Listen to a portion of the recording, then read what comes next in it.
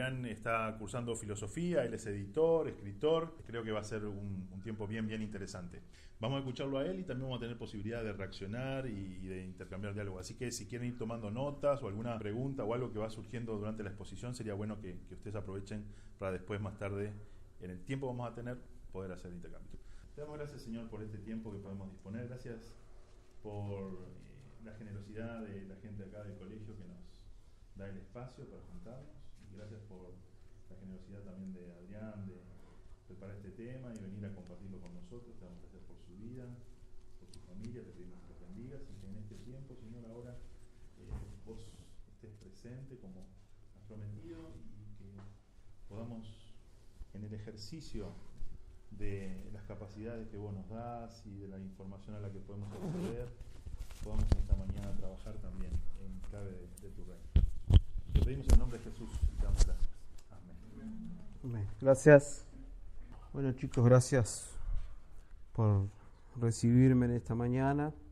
Tengo entendido que son todos universitarios o están haciendo alguna carrera, ¿verdad? ¿Podría saber qué orientación? En realidad ya terminé. ¿Ya terminaste? Sí, Ingeniería. Derecho. Psicología.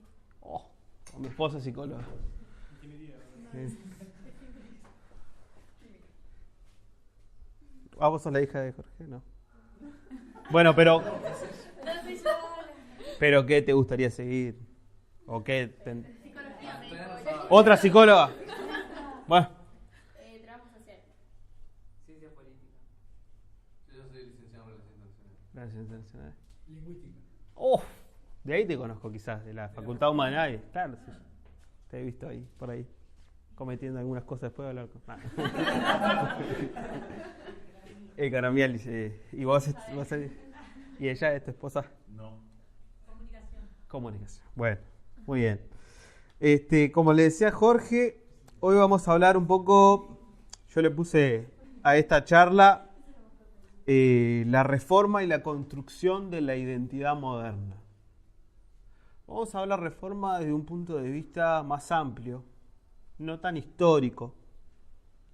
Yo no, si bien tengo un conocimiento de la reforma histórica como quizás todos tenemos, más o menos como protestantes o como herederos de la tradición protestante, no pretendo hacer un desarrollo histórico, pero sí intentar ver a través de algunas causas o de algunos disparadores que tuvo la reforma, diferentes transformaciones, tanto en la sociedad, la política, bueno, la política es parte de la sociedad en todos sus sentidos. Me voy a poner el tiempo acá porque yo me cuelgo a hablar. Y tengo que seguir las órdenes de Jorge, entonces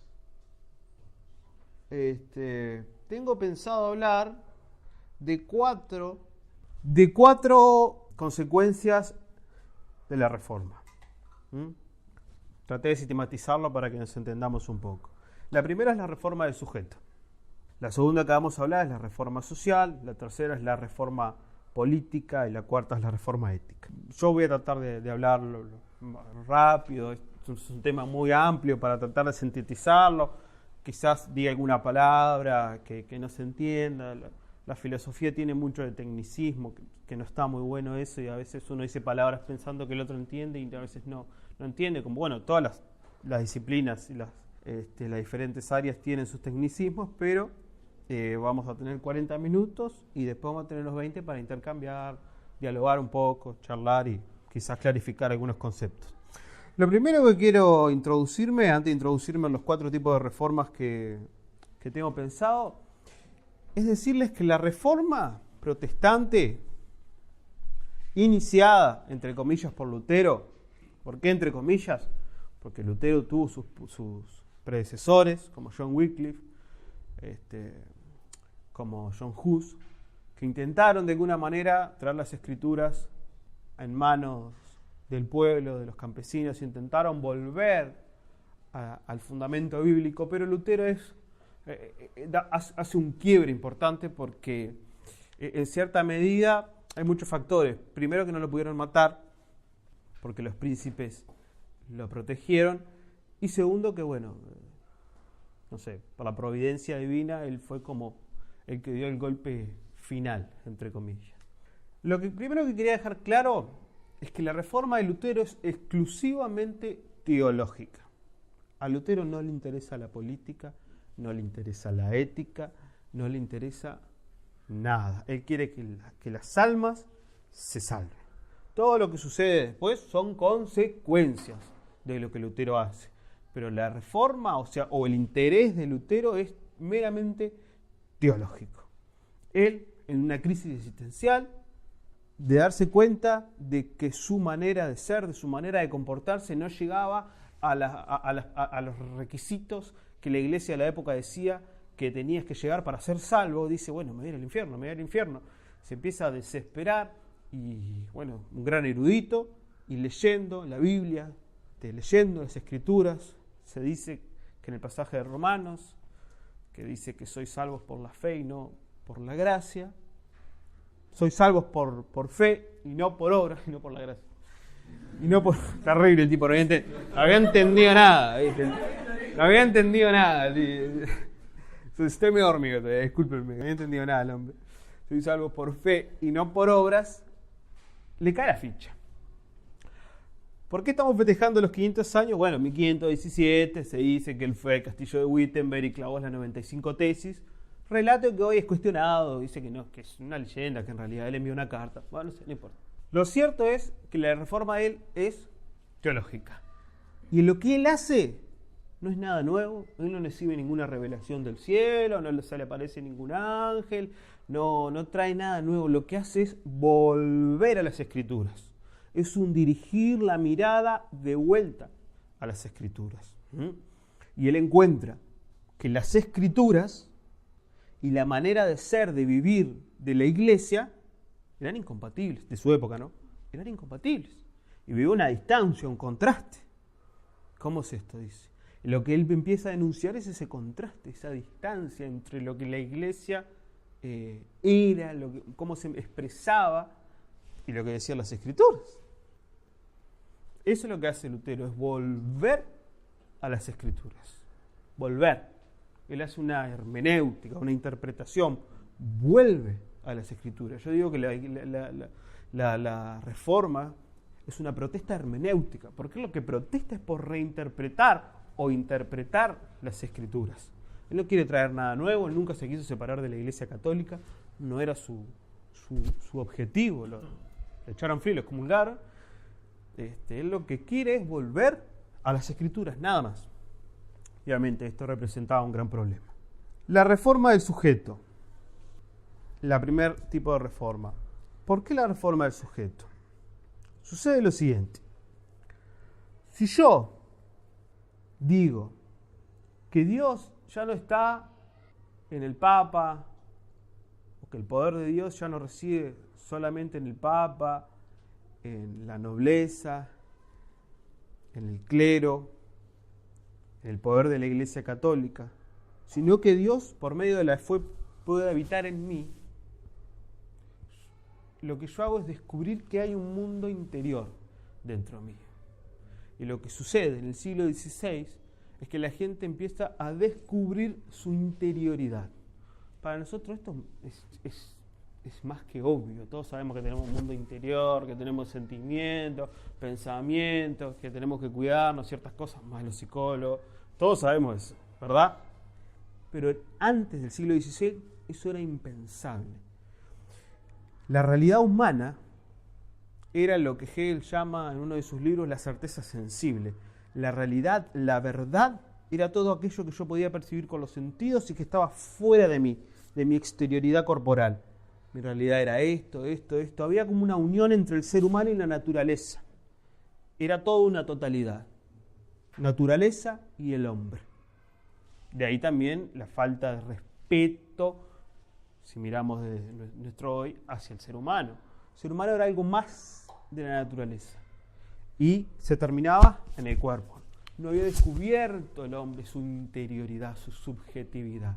La reforma ayuda a que el hombre descubra su interioridad, que hay un mundo interior, que piensa, que ve, que siente, y que el conocimiento no es solamente que yo veo esto y tal, eso es así, sino que yo lo veo, pero quizá yo lo estoy viendo desde adentro de mí, no como esto es en sí, sino que quizá esto se me está reflejando de una manera, pero se me está reflejando a mí a través de mis ojos, a través de mis sentidos,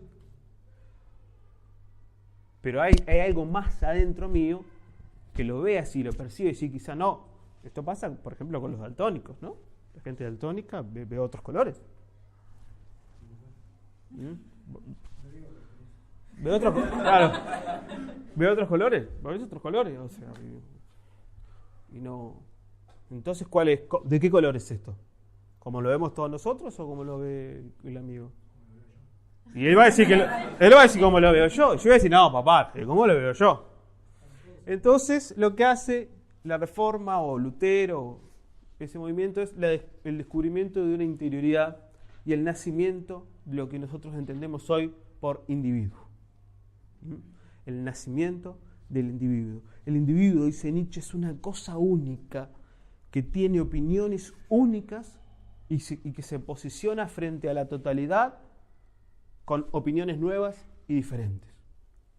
Entonces, como decíamos ahora, él dice, no, las cosas son como yo las veo, y yo digo, las cosas son como yo las veo.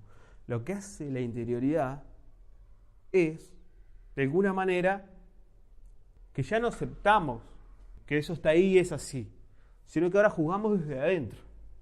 Y al juzgar desde adentro, cada uno tiene su propia percepción. Cada uno va a tener su propia percepción. Y eso se llama subjetividad. Nace la subjetividad. Nace el individuo, como hoy lo conocemos. Y el individuo nace también por lo siguiente. Si yo digo que todos, por medio de la fe, podemos acercarnos a Dios porque tenemos el sacerdocio universal, ya no se trata de que la nobleza o el clero son más que los campesinos, sino que todos somos iguales delante de Dios. Y si todos somos iguales delante de Dios, que es lo más supremo, lo más perfecto, ¿qué sentido tienen las jerarquías, la monarquía, las estructuras piramidales, verticales de la Iglesia Católica? No tiene sentido. Y comienza a aparecer lo que es la fragmentación, es decir, cada individuo dice, no, yo valgo por mí mismo, valgo en tanto ser humano, valgo por ser un ser humano, no es que valga porque soy parte o porque soy noble, porque tengo una heredé de mi padre que era rey o lo que sea, lo que se llamaba dinastía, sino que valgo porque soy un ser humano y porque estoy delante de Dios solo. Lutero decía, estamos delante de Dios solos. No en el sentido de que estamos solos en la vida y todo eso, no, sino que estamos solos. Cuando nos presentamos delante de Dios no hay intermediario entre Dios y los hombres, sino Jesucristo hombre. Se dan cuenta que todo lo poquito que venimos desarrollando, todo es escritural, todo es de la Biblia. Lutero no inventa nada, lo que hace es volver a las escrituras. Él vuelve a las escrituras. Y ahí nace el individuo moderno, ese concepto de individuo, de hombre, de ser humano, digno, que hay que respetar, que tiene un cuerpo, que tiene un límite. Yo no puedo ir caminando por ahí y tropellarme con todo el mundo y hacer lo que quiera y pegarle un cachote a alguien si paso por la calle. No puedo hacer eso. ¿Por qué? Porque es una persona, hay límites. Bueno, eso que para nosotros es tan normal, no lo era. El rey decía, no me gusta tu cerquillo, córtele la cabeza. Y le cortaban la cabeza. Y el cerquillo también. Entonces, no había lo que conocemos hoy como persona, como individuo. A veces es complicado entender porque hay cosas que nosotros, claro, nacimos en un mundo moderno donde hay cosas que ya están supuestas. Desde mi hija, que es chiquitita, y me dice, esto es mío, y es de ella, porque si no se arma relajo. Pero antes no era así. Hay transformaciones que nosotros vivimos, disfrutamos, o usufructuamos, sería mejor la palabra, que son tan cotidianas Pero tienen su punto de gestación en la reforma protestante y en la construcción de la identidad moderna que vino después. Y ahí nacen los individuos. Ahora, el nacimiento del individuo trae un problema. Y entramos en la reforma social. Y es la lucha por el reconocimiento. Dice Hegel en un libro horrible, no lo lean nunca. Fenomenología del espíritu. No lo lean porque es una tortura. Dice lo siguiente, la dialéctica del amo y del esclavo, eso sí es muy conocido, porque Marx lo utilizó para formular su marxismo. Cuando yo soy consciente de que soy consciente, el ser humano tiene algo que no tienen los animales. La conciencia, obviamente, y aparte que puede ser que es consciente de que es consciente. Yo puedo ser consciente de esto, puedo ser consciente de vos, pero aparte puedo ser consciente de que soy consciente. Y eso es una, Hegel lo llama autoconciencia. Él dice que la conciencia se desdobla. Ahí hay como dos conciencias, mi conciencia y la conciencia de que soy consciente. ¿No? ¿Se entiende? ¿Sí? Bueno, ese autodesdoblamiento de la conciencia me hace autoconsciente de mi conciencia y yo me empiezo a reafirmar en lo que yo soy. Bueno, sí, yo tengo una conciencia, yo tengo pensamientos, tengo sentimientos, soy un individuo, yo me tengo que hacer valer, me tengo que hacer respetar. Y yo me enfrento con otro, de repente, porque no estoy solo en el mundo, que a su vez es consciente. Perdóname que te use siempre como ejemplo. Pasa que estás sentada acá y estás de rojo, entonces el inconsciente me lleva a vos, a tratar de alternar. Entonces, me encuentro con otra persona que es consciente y autoconsciente y que también quiere defender su conciencia. ¿Y qué hacemos? La dialéctica del amo y el esclavo. Luchamos por el reconocimiento y por la dominación. Yo te someto a vos o vos me sometes a mí. Pero los dos, no. Dos conciencias que piensan diferente no van. Uno de los dos va a tener que doblegarse. Eso es lo que dice Hegel teóricamente. Lo que pasa con la lucha por el reconocimiento es lo siguiente. Empiezan a aparecer, esto se vino transformando, vamos a hablar un poquito, pero enseguida que Lutero publica, enseguida no, pero Lutero publica en 1520, si no me equivoco, si alguien sabe bien, corríjame, un escrito que se llama Sobre la libertad. Y el tipo dice, el cristiano es libre y señor de todas las cosas y no está sujeto a nada. ¡A la pipeta! Publicar eso en aquella época. Y un montón de campesinos de Alemania somos libres, dice. Podemos interpretar las escrituras. Vamos a luchar por esto. Thomas Müntzer, que era un predicador, se une a esa revuelta, que creo que fue de 1524, 1525, y se dio una gran lucha, que fue la guerra del campesinado, donde murieron alrededor de 100.000 personas. El movimiento de Thomas Müntzer, que se llamaba Los Elegidos, o algo así, no recuerdo bien, murieron 6.000 personas. Y Lutero se sintió culpable por eso. Dijo, pero estoy predicando la paz y estos se agarran a piñas. Pasa que, claro, era casi inevitable. Porque si vos le decís a la gente que es libre, que tiene conciencia, y ellos se dan cuenta que son conscientes y quieren emanciparse, va a haber poderes que van a resistir eso. No es que, ay, soy libre. ¡Yujú! No, vamos arriba, no. Va a venir el rey y te va a decir, no, amigo, no sos libre. Pagame lo que te paga. No, soy libre, dijo Lutero. Ah, mira. Y bueno, sucedió eso. Más allá de eso, lo que quiero venir a decir, hoy es muy común para nosotros las protestas, las movilizaciones sociales, bueno, los paros y todo ese tipo de cosas. Pero era impensable en el mundo anterior a la reforma, a la modernidad, que alguien se pusiera a hacer una protesta a reclamar por algo. Se quedaba sin cabeza. Y esa lucha por el reconocimiento, las luchas de las minorías hoy, las luchas de las minorías étnicas, religiosas, las minorías sexuales, todo eso tiene su punto de gestación en la reforma, porque es ahí donde la identidad moderna se empieza a configurar de tal manera de que se le dice al individuo, sí, tenés derecho y podés protestar, protestante, protestar. Hay una protesta en la calle. ¿Cómo? Protesta. ¿Y vos qué sos? Soy protestante. ¿Y contra quién protestás? No sé. La protesta es contra el poder establecido que impide el desarrollo de la libertad, de los derechos. Y bueno, y algunos filósofos actuales como Jürgen Habermas, Charles Taylor, Axel Honneth, hablan de que hoy vivimos en una época de la lucha por el reconocimiento, porque vivimos en una sociedad fragmentada donde cada uno tiene su manera de ver las cosas y cada uno quiere que se le reconozca. Y todo eso deviene de la reforma. Y un segundo aspecto de la reforma social, esto tiene que ver con la reforma social, son las nuevas formas de gobernabilidad que aparecen.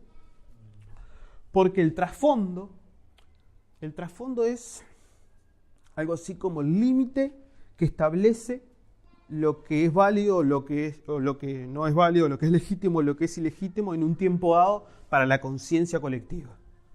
El trasfondo de la Edad Media y de la Edad Moderna no es el mismo. Hay un cambio de trasfondo.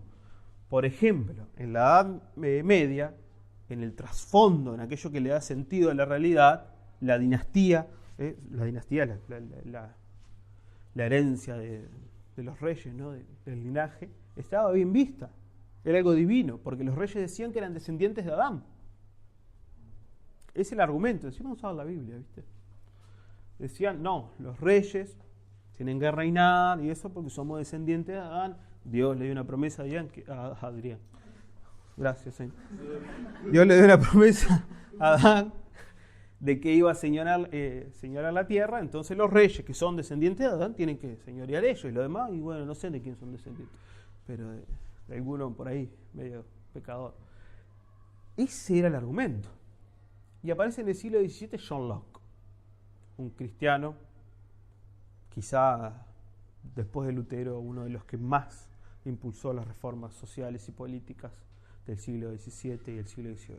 Y escribe el segundo tratado de gobierno civil. El primero, obviamente, antes escribe el segundo. Y después escribe un libro que se llama El segundo tratado de gobierno civil. Seguramente el hombre lo conozca, que estudia ciencias políticas. Sí. Y dice, no, acá todos tenemos un derecho natural. Derecho natural. Nadie descendió de Adán, ni venga con cosas raras. Todos tenemos derecho natural. Porque todos somos iguales delante de Dios.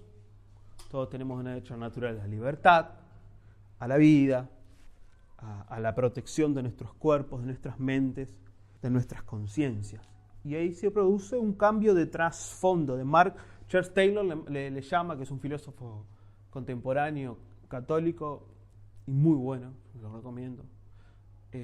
Charles Taylor le llama los marcos referenciales de cada época. Michel Foucault, que lo deben haber estudiado todos, porque Michel Foucault está en todas las facultades, le llamaba regímenes de veredicción.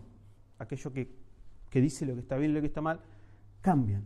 Eso cambia en la Edad Media y la Edad Moderna. Y ahora, en la Edad Moderna, el trasfondo va a ser que los hombres tienen un derecho por naturaleza, por el hecho de ser hombres, y nada más. No porque vengan de Adán, ni porque Dios los haya elegido, no. Por ser hombres tienen derecho a ser libres y a participar de la vida y de la sociedad. Y los reyes, bueno, que se vayan por su casa. Y esto trae otras consecuencias. Si ya no es legítimo la monarquía empieza a perder legitimidad, porque el trasfondo cambió. ¿De qué sentido tiene que haya reyes, que haya monarquía, si los reyes ya sabemos que no descienden de Adán, que no son más que nadie, que tienen el mismo derecho que vos y que yo, que un campesino, que un noble, que un clero? ¿Qué sentido tiene que todavía sigan reinando, que nos sigan aplastando, que sigan mandando matar gente? Ya no pueden hacer eso. Tenemos derecho por naturaleza. Y lo que se va a necesitar va a ser nuevas formas de gobernar. Y los teóricos, bueno, a partir de John Locke, y más adelante en la Ilustración, van a empezar a desarrollar diferentes maneras, teorizar diferentes formas de gobernar, que van a devenir en lo que hoy conocemos como las repúblicas modernas. John Locke va a proponer la división de poderes en dos estados, la división del estado en dos poderes. Montesquieu finalmente va a proponer en el espíritu de las leyes la división del estado en tres poderes. Y en la Ilustración, en el siglo XVIII, se va a la Revolución Americana, la Revolución Francesa, la Declaración de los Derechos del Hombre y el Ciudadano, etcétera, etcétera. El nacimiento de las repúblicas modernas, de los estados modernos, con un ejecutivo, con un presidente, con un parlamento elegido por el pueblo. Son procesos, ¿no? Al principio las mujeres no podían votar, etcétera. Pero son procesos con un poder judicial independiente. Ya no es el rey que dice, ay, córtenle la cabeza. No, no. Hay un poder judicial independiente. Todo eso tiene que ver con una nueva forma de gobernar que el hombre va a necesitar, que tiene que ver con el consenso, con el contrato social. Van a hablar del contrato social. Tenemos que hacer un contrato, dice. Si ya no hay rey, si acá de repente el manda más es Jorge, y ya nos pega y nos maltrata y ve. Sí. Y estamos, sí, Jorge, todos, sí, Jorge, sí, Jorge. Y un día nos juntamos de todos, che, Jorge está vivo, ¿eh? Sí. Bueno, agarramos a Jorge, para afuera. ¿Y ahora qué hacemos? O surge otro más de vivo, o nos ponemos de acuerdo. Hacemos un contrato. Eso va a ser el contrato social. Va a decir, bueno, pongamos algo acá, vamos a limitar, vos te vas a encargar de esto, vos te vas a encargar de lo otro. Eso va a ser la nueva forma de gobernar del hombre moderno. Y la tercera reforma va a ser la reforma política. Tiene muchos aspectos, pero lo básico es la universalización del concepto de libertad. El concepto de libertad se va a universalizar. La libertad en esos siglos va a ser quizá el valor más preciado. Vuelvo a citar a Hegel, que sin duda es el teórico moderno, uno de los más importantes. Cuando él escribe la fenomenología del espíritu, lo que hace es una historia del desarrollo, que se llama dialéctica, de la libertad. De cómo la libertad comienza a desarrollarse en la conciencia del hombre. El ideal de libertad se va a universalizar. ¿Qué quiere decir? De que todos tenemos derechos a ser libres. Libres físicamente y en nuestra conciencia. Y ahí entra obviamente el tema de la esclavitud. Si todos tenemos derecho a ser libres físicamente, eso de los esclavos ya no va. Costó, llevó tiempo. Hasta el siglo XIX, por lo menos en Estados Unidos, con Abraham Lincoln, la guerra de secesión. Y la libertad de conciencia va a ser muy defendida en la Ilustración, la libertad de expresión, sobre todo por Voltaire. Pero esto se introduce cuando Lutero dice: el cristiano es libre y señor de todas las cosas y no está sujeto a nada. Entonces la libertad se va a universalizar. Antes la libertad, no somos libres, ¿no? En el Facebook vieron que somos recontra libres y siempre hay, cuando alguien pone algo que no, vos, no, es mi muro, yo soy libre de poner lo que quiera en mi muro. Poné cualquier disparate, pero en tu muro sos libre. Bueno, esa concepción de libertad que hoy tenemos, para mí sobrevalorada hoy en día, pero bueno, ese es otro tema. Cuando antes no estaba ni valorada, ni existía, olvídate de la libertad. Se empieza a universalizar y a que todos los hombres somos libres de pensar por nosotros mismos, de opinar por nosotros mismos, de tener nuestra propia conciencia, subjetividad. Veo que todo se va enlazando. Y aparte de ser libre físicamente. O sea que la esclavitud no va más. Y lo peor es que todo es un tema de interpretación bíblica. Volvemos a lo mismo. Lo que hace Lutero es volver a las escrituras a hacer una hermenéutica, una exégesis, una interpretación. Por eso es necesario todo el tiempo estar interpretando, haciendo exégesis hermenéutica de la Biblia. ¿Ustedes saben lo que decían los americanos del siglo XIX? No me acuerdo si eran los del norte o los del sur. Los del sur, ¿no? Que los que querían la esclavitud. Bueno, había intereses económicos, ¿no? Ya lo sabemos. Pero aparte de eso decían que cuando Dios castiga a Caín por el asesinato de su hermano, le pone una marca para que nadie lo mate, ¿no? Para que ande por la tierra errante. Y esa marca era la negrura. Negrura, yo soy negro. Esa marca era eso. Por eso los descendientes de Caín, que son los negros, tienen que estar sometidos.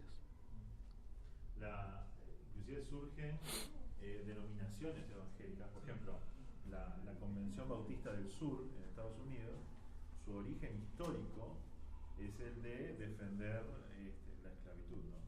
Bueno, la Convención Bautista del Sur pidió perdón públicamente y todo lo demás hace unos años, pero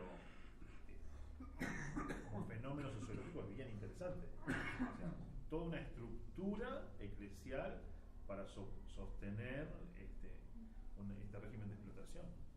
Totalmente. Y vos decís, pero usaban la Biblia. Los tipos no era que venían y te decían, bueno, no, mira, nosotros somos recontra malos y los negros son malos y los vamos a someter. No era un Hitler, no eran Hitler que te decía de frente, no, los judíos son el cáncer del mundo, hay que eliminarlos. No, los tipos te decían, no, todo es de Dios, ¿viste? Hablar con Dios, que fue que castigó Caín, yo no tengo nada que ver. Los tipos te venían con la Biblia. Entonces, ¿qué hay que hacer ante eso? Volver a las Escrituras. Desplazar esa autoridad opresora, como fue la de la Iglesia Católica y en esta instancia que estamos hablando del siglo XIX, el poder político o cierta parte del poder político, y poner la autoridad de la Biblia por encima de todo. Por eso, una de las 5 solas de la Reforma de Sola, Escritura, no sé cómo se dice en latín, solo la Escritura. No, pero el pastor dice, solo Escritura. No, pero viste que el Papa, solo Escritura. Sí, pero viste que el presidente, solo Escritura. No, pero está de moda, solo Escritura. Eso es ser protestante. Protestar. Así que ahora vamos a hacer una manifestación en la calle. Reforma ética. La reforma ética, la cuarta reforma de la que vamos a hablar, hay un término que utiliza Max Weber, gran teórico, fundador de la sociología, que se llama el desencantamiento del mundo. Él lo que dice básicamente es lo que pasa, un proceso espiritual que pasa a partir de la reforma en adelante, que es claro, la Iglesia Católica defendía un poder simbólico, ¿no? De repente venía, te predicaba un tipo para venderte indulgencias, ¿no? El perdón de Dios, y te ponía te armaba una fogata acá, un fuego, y te decía, bueno, tenés que comprar la indulgencia porque vas a terminar ahí en el fuego. Y te mostraba el fuego y decía, no, te la compro ya, la indulgencia, tenés crédito, usabas tarjeta. La querías comprar urgente la indulgencia. Entonces era todo un poder simbólico. Estaban esos grandes monasterios que todavía hay, esas estatuas, esos ángeles feos que te miraban así, y vos decías, te pasabas la vida ahorrando para comprarte una indulgencia. Entonces era todo un fetichismo, había ahí un poder simbólico. El poder del Papa era un poder simbólico, todo, como que había fuerzas espirituales por todos lados, le echaban la culpa al diablo y al demonio de todo, de las enfermedades, el que tenía problemas psicológicos, psiquiátricos, demonio. A veces me da lástima el diablo, ¿viste? Porque le echaban por culpa de cosas que no hizo. El tipo es malo, pero no es tan malo como... Claro. Y voy, pobre Satas, pero bueno. Pero es malo igual.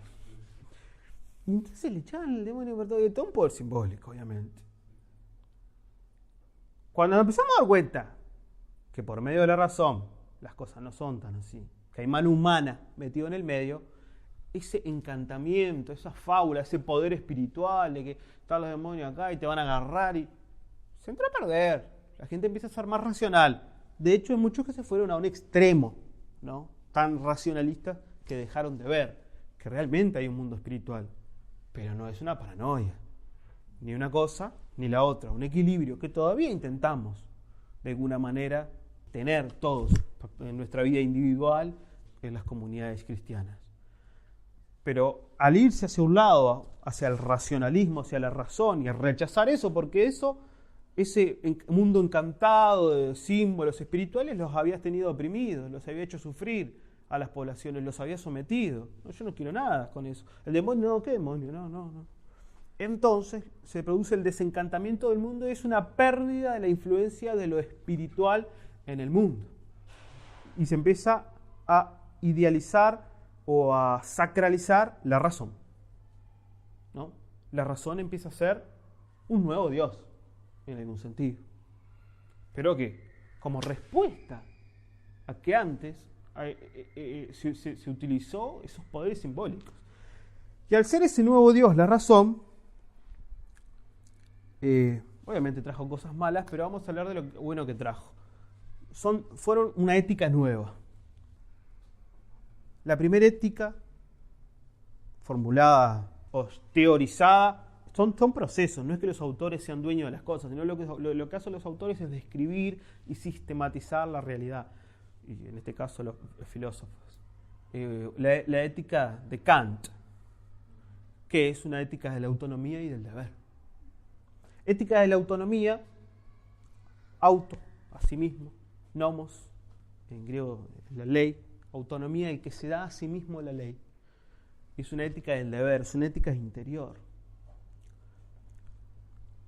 En la Edad Media o antes de la Reforma, todavía sigue pasando, pero hagamos de cuenta que no pasa. Hacíamos las cosas bien, ¿por qué? Por el fuego, por esos poderes simbólicos, por miedo, por cosas que venían de afuera. Con la ética de la autonomía y del deber, se vuelve a la escritura. Kant era pietista, era una de las reformas que vino después de la reforma luterana o la reforma de Lutero.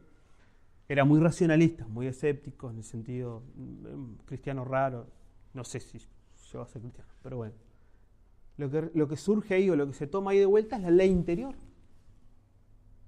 Lo que conocemos en la escritura, la ley del espíritu.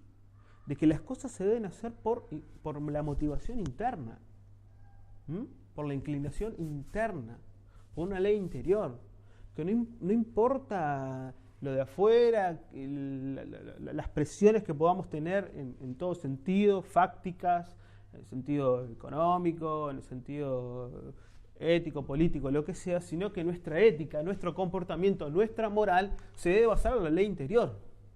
Y es lo que dice San Pablo.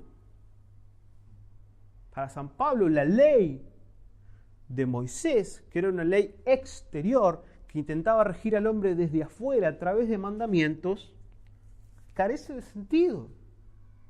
Primero, porque es imposible de cumplir. Y segundo, porque no produce una transformación interior en el hombre.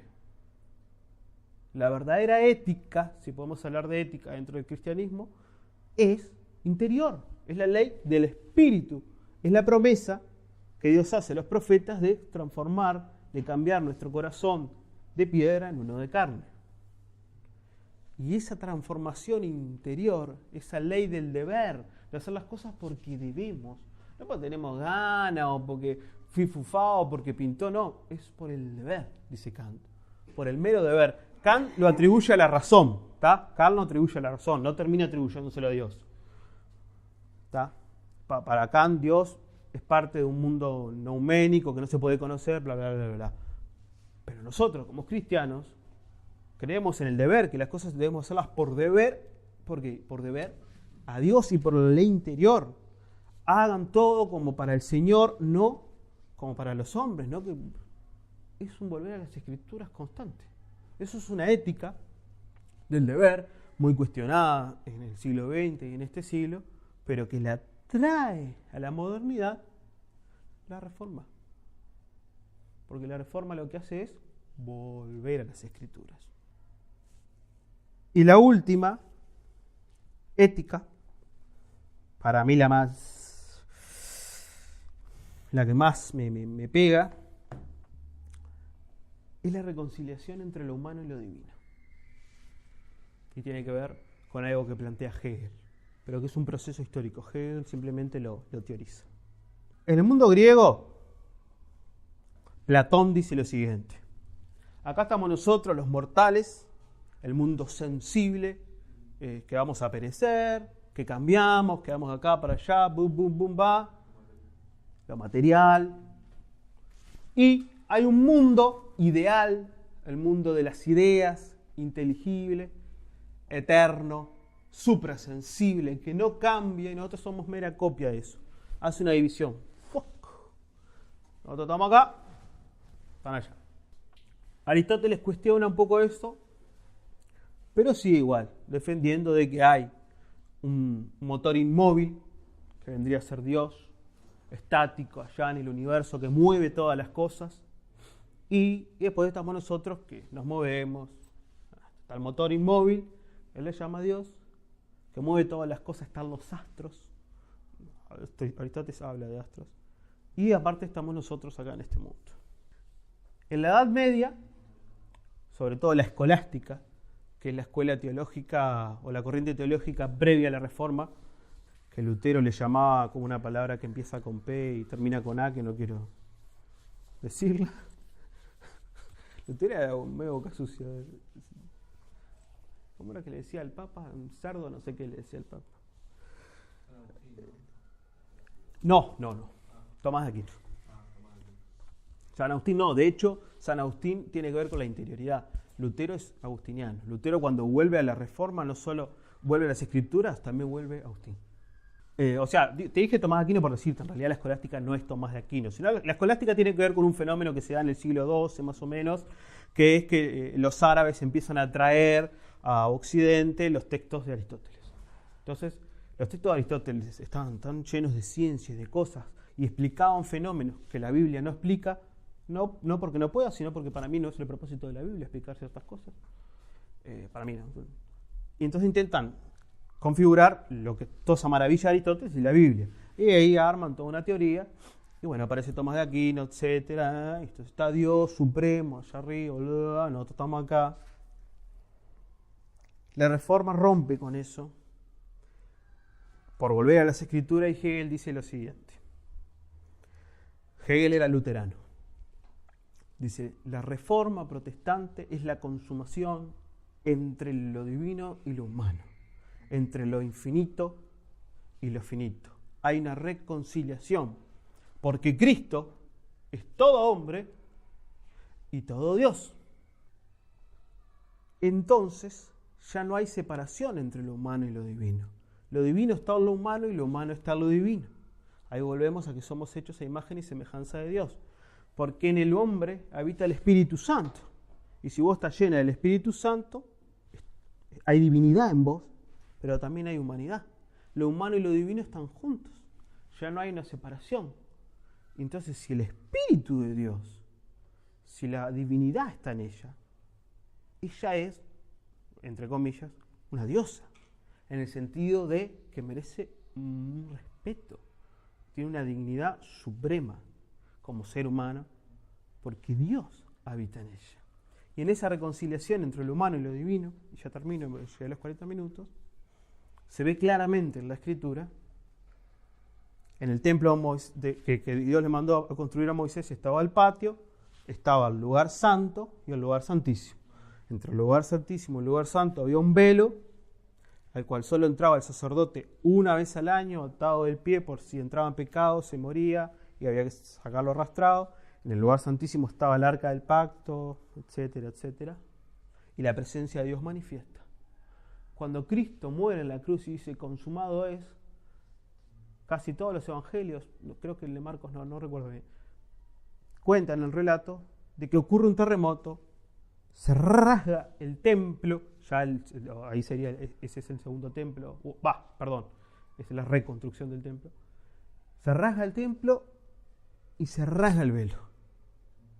Se separa el lugar santo del lugar santísimo, la presencia de Dios y lo humano. Porque hay una reconciliación entre lo humano y lo divino. Y eso termina diviniendo en lo que es la Declaración de los Derechos Humanos. El hombre hoy es un ser cuasi divino, digno para la conciencia colectiva, que merece un respeto y una reverencia por ser humano. Y eso, que para nosotros puede ser tan normal, no lo era en otro tiempo. Y si lo debemos a la reforma y a ese volver a las Escrituras y a una reconciliación entre lo humano y lo divino. Bueno, se nos fueron los 40 minutos. Hacemos, Jorge, una estancia de intercambio. Para intercambio, preguntas. Sí. Sí. ¿Me puedo Respecto a esa ¿me puedo sentar acá? esa Sí. dignidad del hombre de la que hablas, Sí. pero no solamente se puede ver la dignidad, sino que también Lutero como que vino a poner también, yo creo, la parte mala, ¿no?, del hombre. Porque con todo el tema de la corrupción en el clero y todo esto, como que sería lo malo que después, bueno, Hobbes habla en el Leviatán de que el hombre es malo por naturaleza y no bueno. ¿Vos crees que se dieron esas dos dinámicas, tanto de la dignidad del hombre como de la maldad del hombre, que se dieron a poner a la palestra? Claro, pasa que sí se dio la maldad del hombre, pero la maldad no es para quedarse ahí. La ley, que es lo que expone la maldad, es para mostrarnos no que somos malos, o feos y horribles, sino que no podemos por nosotros mismos. La condición humana es una condición de imposibilidad de cumplir con la ley de Dios. Indudablemente que se teorizó en aquel entonces y se enfatizó en esa maldad humana, pero sobre todo para mostrar que no se podía por medio de las obras. No que el hombre era malo, sino que por medio de las obras era imposible. Yo creo, te estoy diciendo lo que yo creo que venía por ahí. Porque si vos me decís el hombre es malo, etcétera, etcétera, ¿y qué hacemos con eso? ¿Qué hacemos con que el hombre sea malo? Por naturaleza, como Hobbes lo plantea en el Leviatán. ¿Qué hacemos con que el hombre sea malo? No hacemos nada. Pero si vos me decís el hombre es malo y no puede, pero Dios puede, que es lo que dice San Pablo, San Pablo dice, no puedo hacer lo que quiero, porque hay una ley en mis miembros que me impide. Pero no termina ahí, no pasa a otro capítulo, enseguida dice, pero gracias Dios doy a Jesucristo por haber enviado. Entonces yo creo que a veces, hoy en día, incluso hay unas corrientes neocalvinistas que proponen y hacen un énfasis en la corrupción natural del hombre, pero se quedan ahí. Que no fue la intención para mí, al menos ni de Lutero, porque si no Lutero no plantearía la salvación. O sea, haces un análisis del problema, pero no propones soluciones. Claro, y para mí mucho menos de San Pablo. Es mi manera de verlo, lo que vos me... espero que te haya podido responder la pregunta. ¿Son tímidos siempre así, Jorge? Sí, son duros, son, ¿viste? Entre que Yo soy quedan por ejemplo, friqueando, ¿viste? de formular una pregunta, Sí. pero no sé cómo. Dale. En realidad, me gustaría que relacionaras el tema de la reforma con el humanismo, o sea, por el tema de los derechos humanos, o sea, el derecho natural del hombre, ¿va? Y no sé, la desviación de esa sociedad, o sea, teísta a una sociedad más racionalista, de corte. Secular. Ahí va, secular. Bueno, sí, podríamos hacer otra charla sobre eso, pero Erasmo de Rotterdam, uno de los fundadores del humanismo, en principio fue un seguidor de Lutero. Él escribió un libro que te lo recomiendo, El elogio de la locura. ¿El elogio? De la locura. Es una traducción de la Biblia. Segunda, seguramente. No lo sé, pero todos tradujeron la Biblia. Por lo menos los protestantes, a una parte. El elogio de la locura. Erasmo de Rotterdam. Erasmo de Rotterdam, uno de los padres del humanismo, seguidor de Lutero, obviamente que planteaba esa dignidad del hombre, de la que Lutero escapaba un poco por lo que él decía él. Lutero hacía más un énfasis en la corrupción de la naturaleza del hombre. Erasmo de Rotterdam hacía más un énfasis en la dignidad que el hombre tiene delante de Dios, que fue lo que yo hice. Porque es un tema muy difícil. Y es ambivalente y nos cuesta porque estamos acostumbrados al principio de no contradicción, que A tiene que ser A, y A es igual a A, y A no puede ser igual a B, y lo que es de una forma no puede ser de otra, y en este sentido. Nosotros todos sabemos acá que somos pecadores, ¿verdad? O algunos santos. Que me ore, por favor. Que nuestra naturaleza tiende al pecado. Eso es lo que dice Lutero, quizás con otras palabras. Pero al mismo tiempo, sabemos que no somos solo eso, sino que estamos hechos a imagen y semejanza de Dios. Que hay una dignidad puesta en nosotros, que es muy valiosa. Pero entonces, ¿qué somos? ¿Una cosa o la otra? ¿Las dos? No, una o la otra. No, somos las dos. No, una o la otra.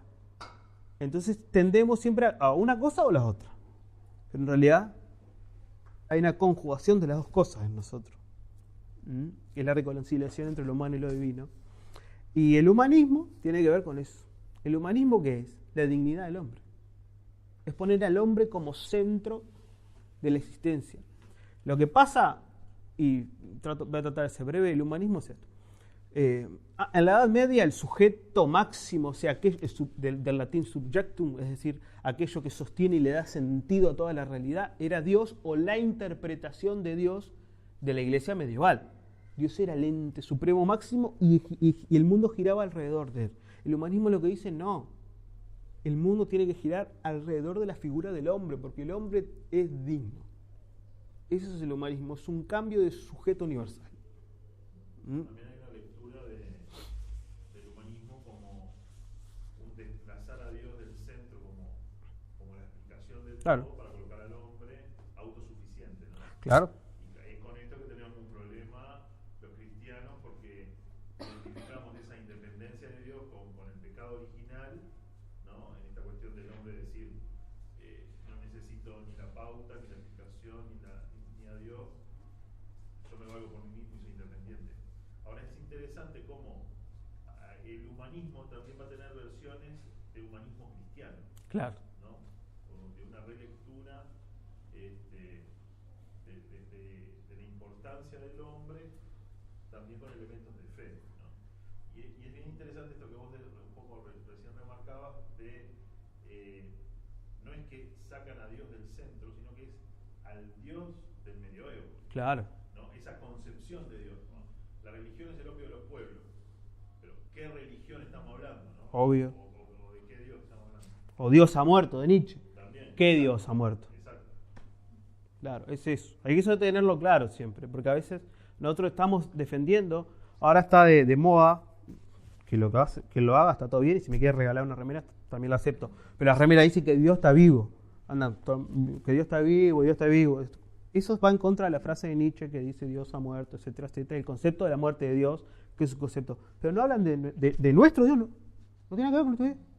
Es el Dios medieval, el supremo ens. Es el motor inmóvil de Aristóteles.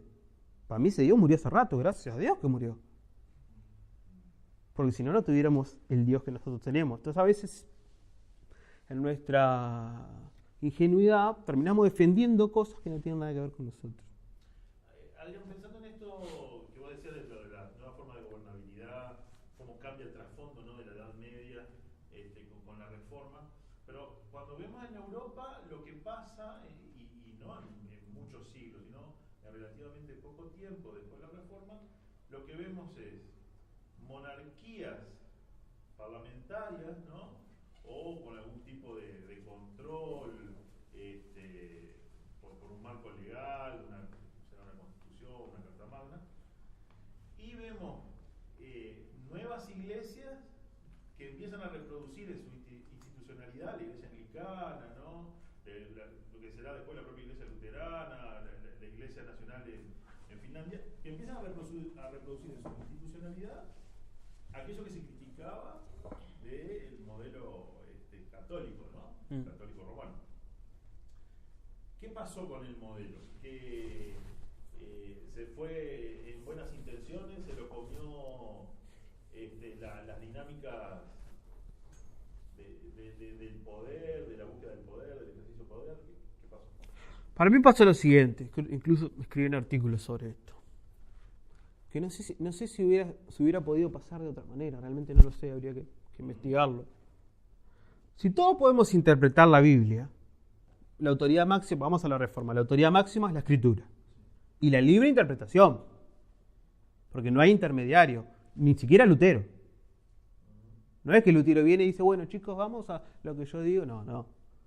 Entonces, ¿tu nombre? Débora. ¿Y vos? Dani. ¿Cómo? Dani. Danis. Dani. Dani. Dani. Vamos a la Reforma.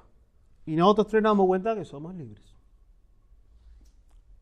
de interpretar la Escritura. Tenemos la Escritura, que bueno, hemos sido liberados de la Iglesia Católica, podemos interpretar. Bueno, vamos a leer un pasaje. Yo leo una cosa e interpreto una cosa. Débora lee una cosa e interpreta otra. Dani lee una cosa e interpreta otra. Y bueno, ¿y qué hacemos? Ella sigue su camino, yo sigo el mío. Y yo no voy a decir, no, lo mío es una mera interpretación. Voy a decir, lo mío es la verdad. Y para defender la verdad necesito una institución, un orden jerárquico, piramidal, es decir, lo mismo que antes. Voy a defender mi interpretación.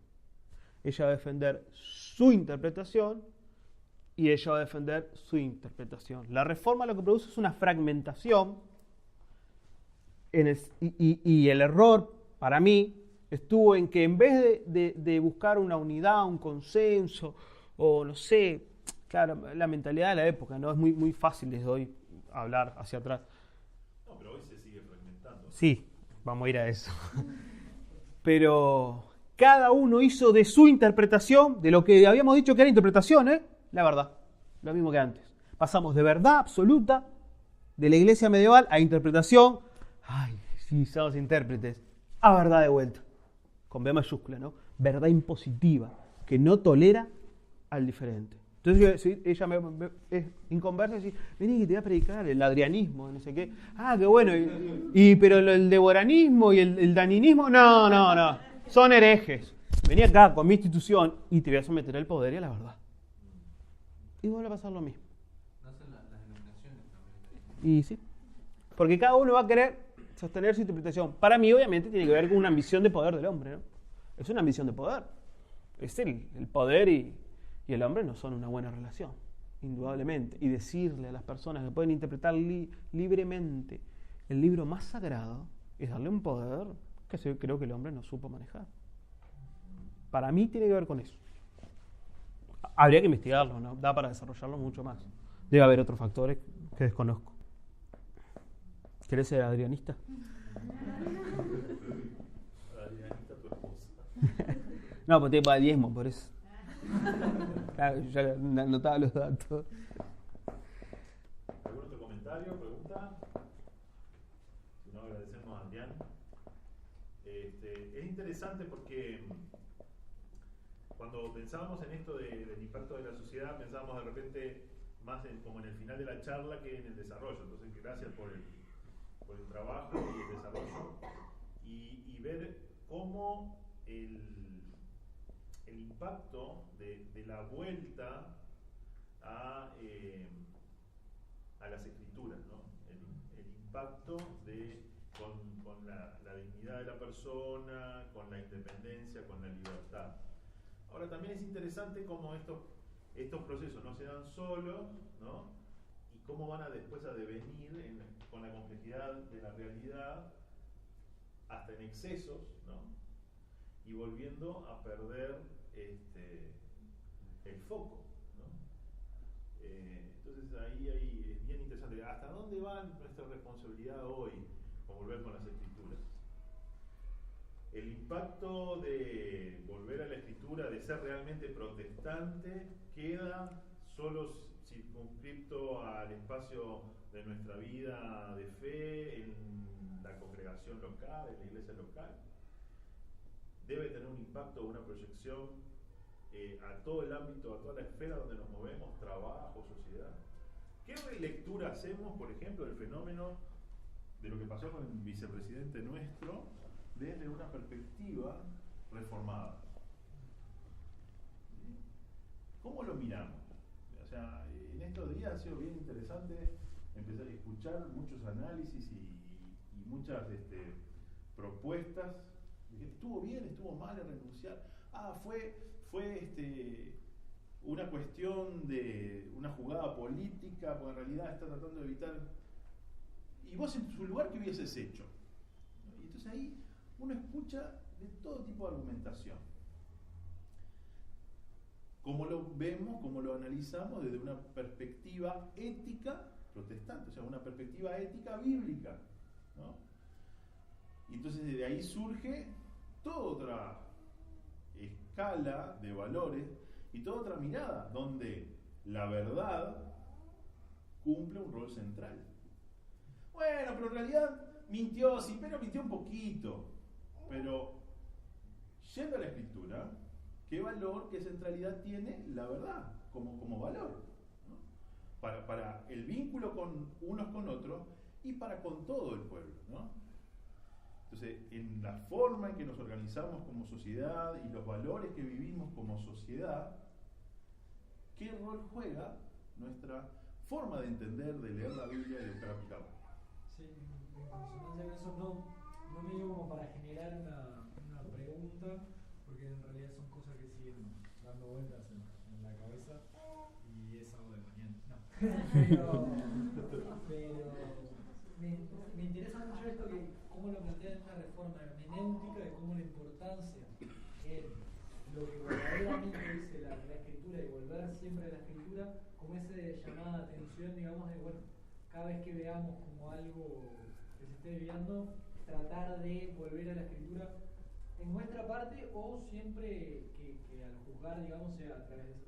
Pero lo que me interesa, por eso como que lo planteo ahora, porque sería incluso como para investigar, estaría muy lindo, es ver cómo a lo largo de la historia estas distintas relecturas han transformado incluso la ética.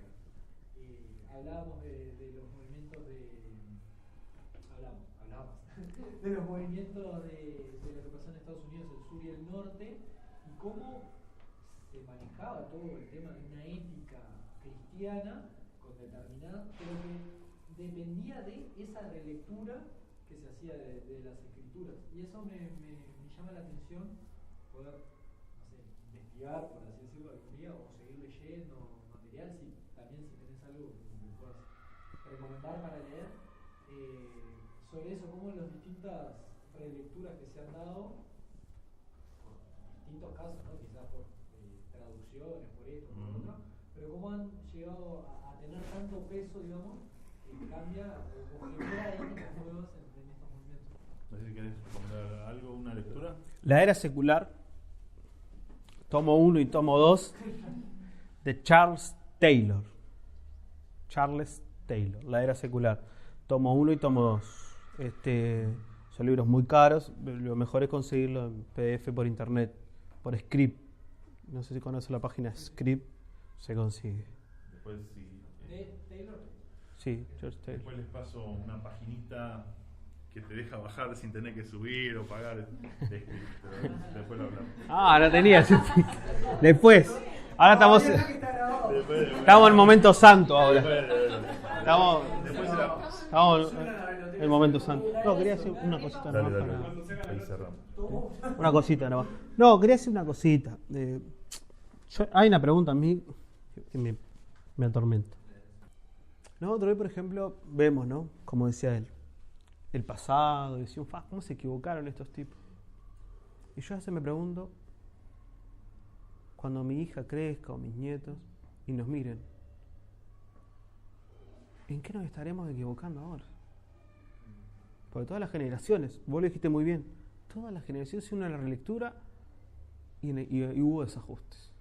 ¿En qué nos estamos equivocando hoy?